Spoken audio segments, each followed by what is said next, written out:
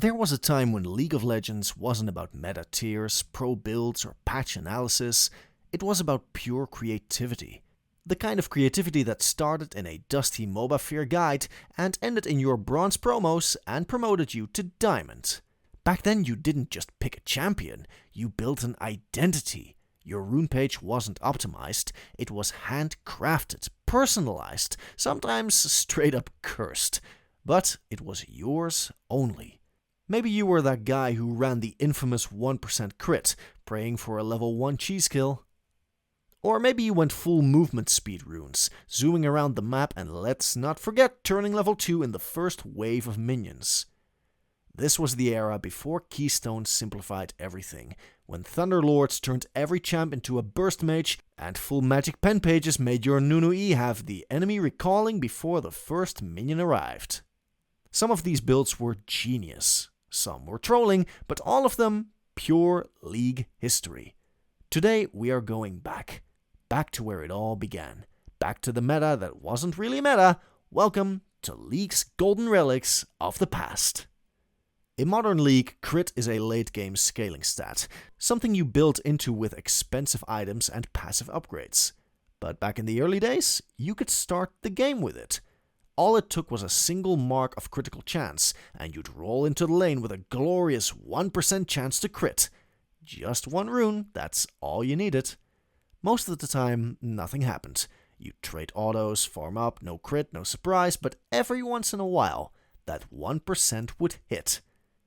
We're talking 8 marks of attack damage, 9 seals of attack damage, 9 glyphs of attack damage, and 3 quintessences of attack damage. That's over 30 bonus AD at level 1. Take Fiora for example. With full AD runes and that sneaky crit chance, she could load into lane at around 120 AD at level 1.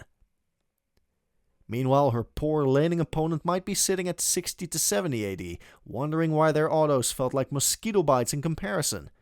Or take Master Yi, the original stat check machine. With the same setup, Yi would reach a 105 AD at level 1. Also starting with his E for bonus AD and true damage. Imagine invading him and he jogs half your HP with a single hit. If you invaded his jungle, you basically went in for a fast recall. And then there were the true gamblers.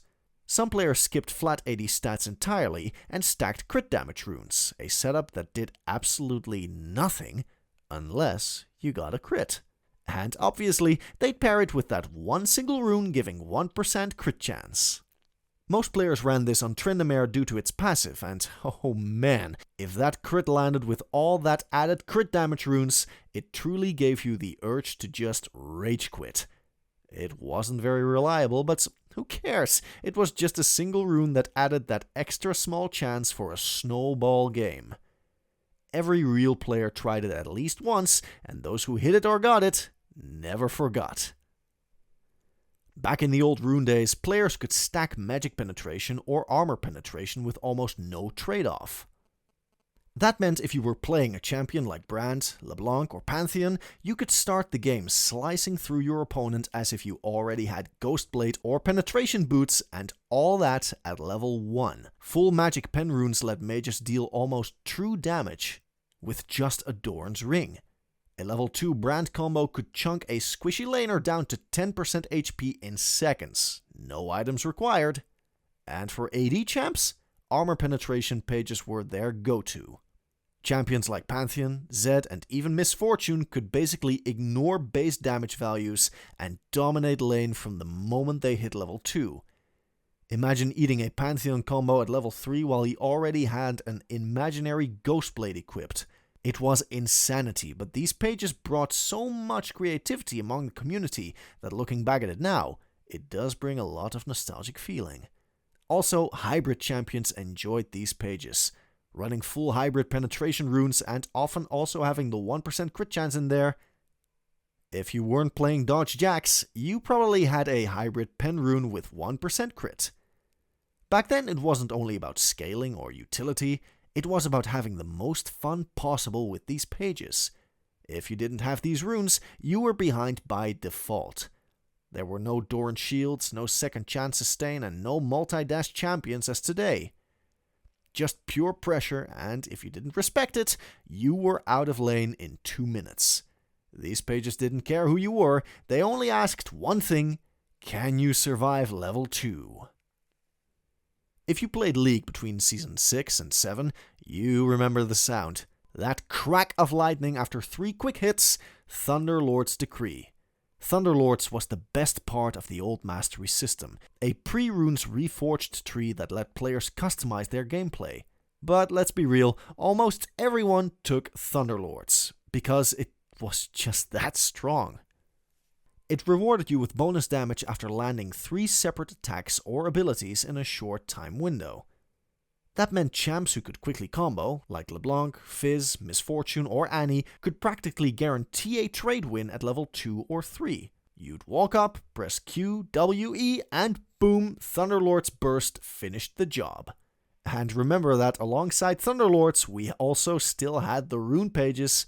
There were people running full penetration, triggering Thunderlords, and also the gamblers with 1% crit chance, hitting crit while Thunderlords triggers. It was some real chaos back in the days. Thunderlords was so dominant that it warped the early game. Players started building around it, crafting their traits to proc Thunderlords instantly and back off.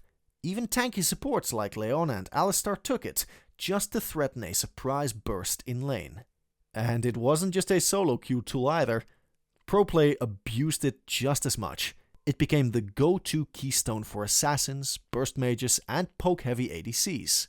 If your champion could trigger it fast, you ran it. Aside from Thunderlord's Decree, we did have a few other masteries that often were good to pick, such as Warlord's Bloodlust. This one was all about sustain, perfect for ADCs in rough lanes or bruisers looking to brawl. Warlords gave you lifesteal based on missing health, and a small movement speed boost on crit. It might not have packed the shock factor of Thunderlords, but it let champs like Tryndamere, Yasuo, and Caitlyn keep their traits going longer. We also had Storm Raider Surge, which reworked is Phase Rush. It was the hit and run special. Storm Raider Surge gave you a huge burst of movement speed after dealing a big chunk of damage. It didn't care how you dealt that damage, just that it was fast and heavy. This rune was a favorite of Cassiopeia, Karthus, and even Nasus, because once you chunked an enemy, you could reposition or chase with ease. In a game where mobility meant everything and when we didn't have many champions packed with 4 dashes, this keystone gave tanks and battle mages their own little escape mechanic. There were a few other Masteries keystones, but nothing really came close to Thunderlords. Some keystones had niche uses, a few champs made them work, but when you looked at the loading screen, chances were 3 out of 5 players were rocking Thunderlords. Moving to something more unique and not used by most players were the SpellVamp Quints, and especially on Singed. There was only one goal: run fast, leave poison, never die. You could actually run 6% SpellVamp before the game even started. No need for Will of the Ancients, no Ravenous Hunter, just passive healing every time your poison ticked. And Singed's poison ticked a lot. This setup turned early laning into a scam. You'd flip someone, trail poison, maybe trade a few hits, and heal back most of it instantly. Combine that with early flask plus teleport plus catalyst, and you were basically unpunishable. Every trade was one-sided, every proxy wave was free health. What made it even more busted? You couldn't scout rune pages, so nobody knew. They'd just chase a Singed who seemed low, only to watch him regen off minions and walk away laughing. It wasn't common, but for players in the know, SpellVamp runes turned Singed into a stat-checking nightmare. He didn't outplay you, he just existed more efficiently. And once Riot removed custom runes and standardized stats across champs, that hidden edge disappeared. But OG Singed mains? They remember. They remember when healing was just a hidden passive baked right into your runes. Vlad was arguably the most natural fit for SpellVamp runes.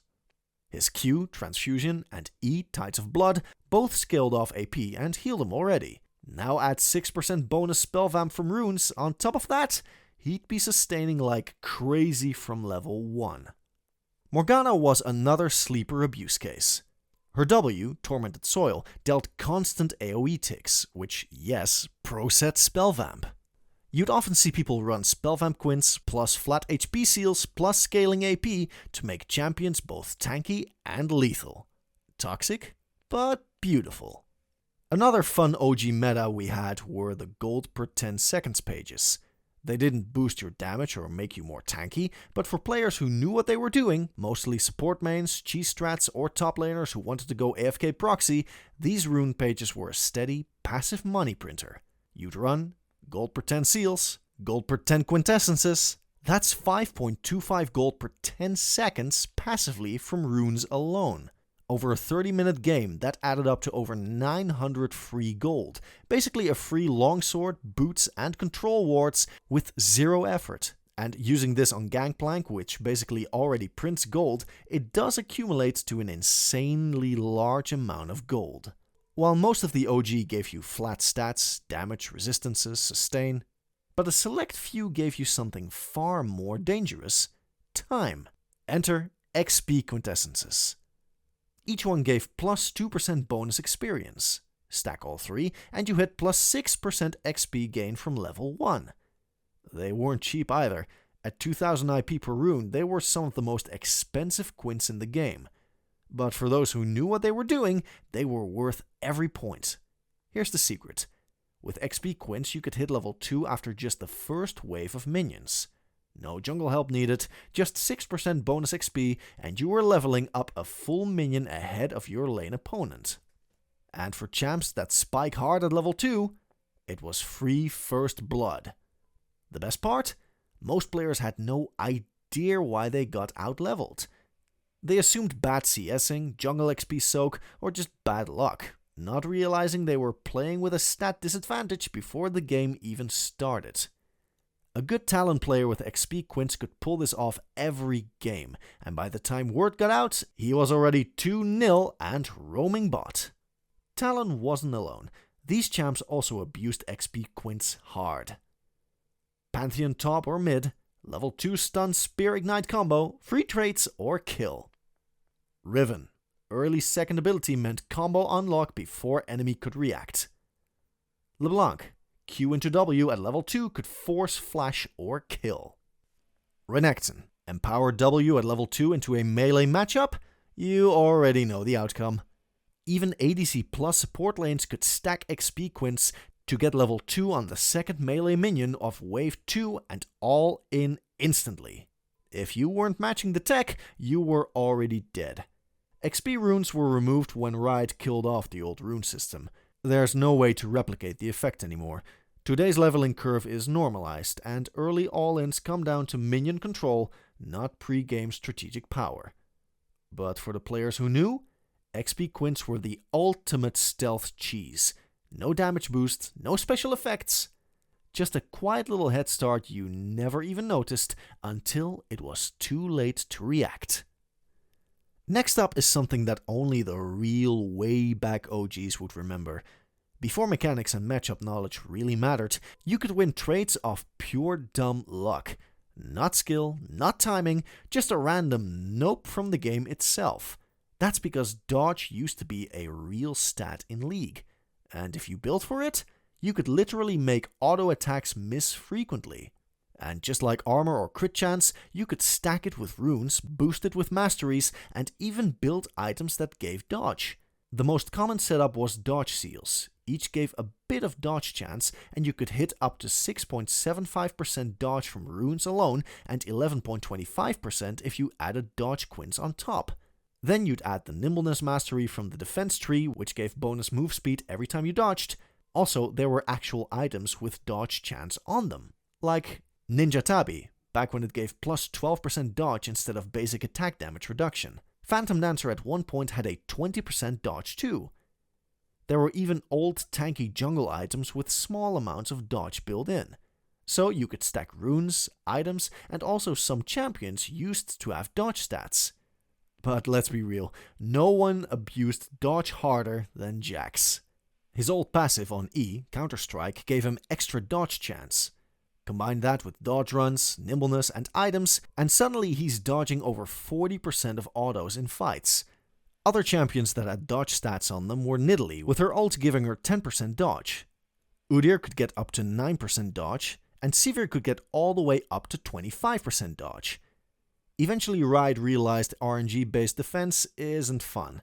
You couldn't outplay dodge, you couldn't predict it, you just had to hope your auto went through. They removed dodge as a stat from the game, gutted it from items, deleted the runes, and reworked Jax's Counter-Strike to have guaranteed auto dodge for a short time, instead of chance-based dodge stacking. Fun fact, they actually almost gave Jax E the ability to also dodge turret shots. Thankfully, it didn't go through. It's a debatable topic, but personally I don't think having dodge as a stat in Modern League would be a good idea. Do you remember telling your bot lane to place a ward at the end of the bushes in bot so you could teleport to it? Funny times anyway. You ever tried to trade level 1, hit the enemy 5 times and realized they lost less HP than your minion wave? Yeah, that's probably because they were running a full armor rune page. Tanks, supports, and junglers were the ones who abused this the most.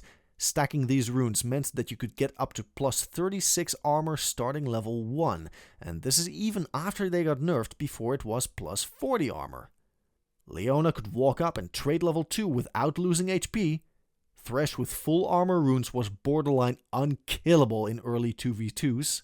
Maokai, Nautilus, and Malphite top, they'd shrug off auto-based champs like Renekton or Riven. And junglers like Sejuani, Amumu, and Zac could take way less damage from camps early on, which meant faster clears, healthier ganks, and no need for leashing. Time to bring out one of the most iconic memes in League history, River Shen.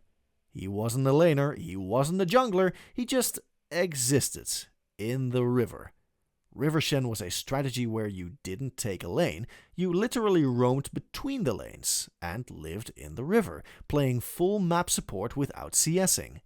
Your goals were help your laners win trades with surprise taunts, spam teleport plus stand united to apply pressure everywhere, control scuttle crabs, river vision, and jungle entrances like a gatekeeper, trick your opponents into thinking you were trolling until it started working. The build usually included Boots of Mobility, Lockets, Redemption, Knight's Vow, full-on utility tank Shen, no damage, all map presence. You were essentially a support with 2 global spells, and 0 need for farm. Originally River Shen took Ignite and Exhaust, but often TP could also work. The secret power of River Shen wasn't his damage, it was his unpredictability. No one expected a Shen to show up bot at level 2. No one expected a taunt flash from the fog when they thought they were 1v1ing mid. And once Shen hit 6, you had teleport and ult, giving you double map presence and permanent threat. The enemy team never got to play a clean 2v2 or 1v1 again. When Riot changed the XP sharing, lane minion gold, and early roaming penalties, River Shen became almost impossible without falling massively behind. But the spirit lives on in high-pressure roam support, fast-moving enchanters, and top-lane Shen players who still TP to bot at 6 like clockwork. Looking back, the old days of League weren't really balanced. They weren't totally fair due to its paywall, and they definitely weren't polished. But they were iconic, and it rewarded creativity. It was a time when stats came from your wallet or hard grinding, your rune pages were secret tech, and half the game was almost won in Champ Select, not because of matchups, but because your opponents didn't know you had 6% more XP, 9% SpellVamp, or dodge RNG on your side. It was the Wild West, and somehow that made it awesome. Some honorable mentions we didn't cover yet are flat HP regen runes, Maokai, Mundo, and Garen just sitting in lane regenerating like dragon on his way back to the pit. AP Pen plus MS Quints Ezreal. Just kite and poke and never get caught. Every weird page, every busted setup, every bizarre meta was part of what made old school League feel like your game. You weren't just playing a champ, you were building a whole playstyle from the ground up. These days, everything's more streamlined. Fairer, for sure, but a little less wild and not creative anymore.